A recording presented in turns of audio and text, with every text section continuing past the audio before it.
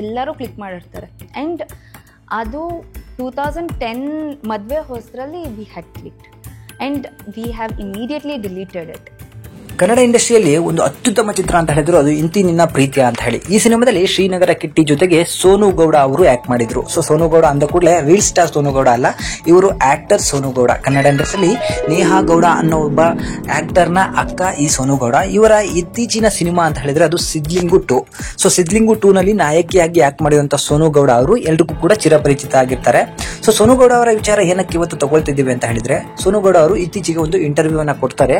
ಆದ್ರೆ ಆ ಇಂಟರ್ವ್ಯೂ ಒಂದು ಭಯಾನಕ ಸಂಗತಿಯನ್ನ ಅವರು ಎಲ್ಲರ ಮುಂದೆ ತೆರೆದಿರ್ತಾರೆ. ಅದೇನಂತ ಹೇಳಿದ್ರೆ, ಅವರು 2010ರಲ್ಲಿ ಮನೋಜ್ ಕುಮಾರ್ ಅನ್ನೋ ಒಬ್ಬ ವ್ಯಕ್ತಿಯನ್ನ ಮದುವೆ ಕೂಡ ಆಗ್ತಾರೆ.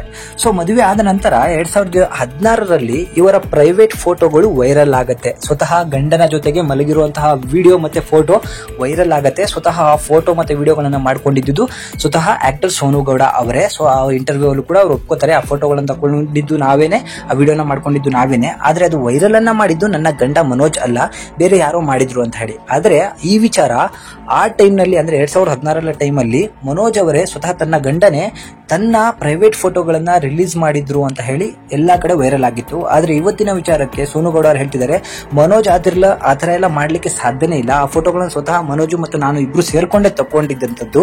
ಆದ್ರೆ ಆ ಫೋಟೋಗಳನ್ನ ಮನೋಜ್ ಅವರು ಯಾವುದೇ ಕಾರಣಕ್ಕೂ ವೈರಲ್ ಮಾಡಿರ್ಲಿಲ್ಲ. ನನ್ನ ಗೂಗಲ್ ಅಕೌಂಟ್, ಫೇಸ್ಬುಕ್ ಅಕೌಂಟ್ ಆಗ ಎಲ್ಲೋ ಒಂದು ಕಡೆ ನಂದು ಹ್ಯಾಕ್ ಆಗಿತ್ತು. ಸೊ ಹ್ಯಾಕರ್ಸ್ ಅದನ್ನ ಯೂಸ್ ಮಾಡಿಕೊಂಡು ನನಗೆ ಬೇಡದೇ ಇರೋರು ಅಥವಾ ನನ್ನ ವಿರುದ್ಧ ಯಾರೋ ಪಿತೂರಿ ಮಾಡ್ತಿರೋರು ಅದನ್ನ ಆ ಫೋಟೋಗಳು ಎಲ್ಲೋ ಸೇವ್ ಆಗಿರುವಂತಹ ಫೋಟೋಗಳನ್ನ ತಗೊಂಡು ಆಗ ವೈರಲ್ ಅನ್ನ ಮಾಡಿದ್ರು. ಅದು ನನಗೆ ಸಿಕ್ಕಾಪಟ್ಟೆ ನೋವುಂಟು ಮಾಡಿತ್ತು. ಅಷ್ಟೇ ಅಲ್ಲ, ನನ್ನ ಮನೆಯಲ್ಲಿ ಎಲ್ರಿಗೂ ಕೂಡ ಸಿಕ್ಕಾಪಟ್ಟೆ ಡಿಸ್ಟರ್ಬೆನ್ಸ್ ಮಾಡಿತ್ತು. ಯಾಕಂತ ಹೇಳಿದ್ರೆ ಆ ತರ ಪ್ರೈವೇಟ್ ಫೋಟೋಗಳು, ಎತ್ತಲ ಫೋಟೋಗಳೆಲ್ಲ ವೈರಲ್ ಆದಾಗ ನಾನು ಸಾಯ್ಬೇಕು ಅಂತಾನು ಕೂಡ ಅನ್ಕೊಂಡಿದ್ದೆ. ಬಟ್ ಆ ಟೈಮಲ್ಲಿ ನನಗೆ ಧೈರ್ಯ ತುಂಬಿದವರು ತುಂಬಾ ಜನ ಇದ್ರು.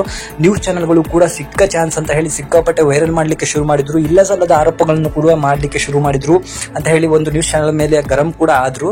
ಆ ಟೈಮ್ ನಲ್ಲಿ ಯಾರೋ ಒಬ್ರು ನನಗೆ ಹೇಳಿದ್ರು, ಈ ತರ ಸ್ಟೇ ಆರ್ಡರ್ ತಂದ್ರೆ ಆ ತರ ಫೋಟೋಗಳನ್ನ ಯಾರು ಕೂಡ ಪ್ಲೇ ಮಾಡಿಕ್ ಆಗಲ್ಲ ಅಂತ ಹೇಳಿದಾಗ ನಾನು ಆ ತರ ಹೋಗಿ ಸ್ಟೇ ಆರ್ಡರ್ ತಂದ್ಮೇಲೆ ಆ ಫೋಟೋಗಳನ್ನ ಗೂಗಲ್ ಅವರಿಗೆ ಕಂಪ್ಲೇಂಟ್ ಮಾಡಿಸಿ ಡಿಲೀಟ್ ಕೂಡ ಮಾಡಿಸಿದ್ದೀನಿ. ಆ ಟೈಮ್ ನಲ್ಲಿ ನಾನು ಅನುಭವಿಸಿದಂತಹ ಕಷ್ಟಗಳು ನನಗೆ ಯಾಕಾದ್ರೂ ಮದುವೆ ಆದ್ನೋ ಅಂತ ಕೂಡ ಅನಿಸಿತ್ತು.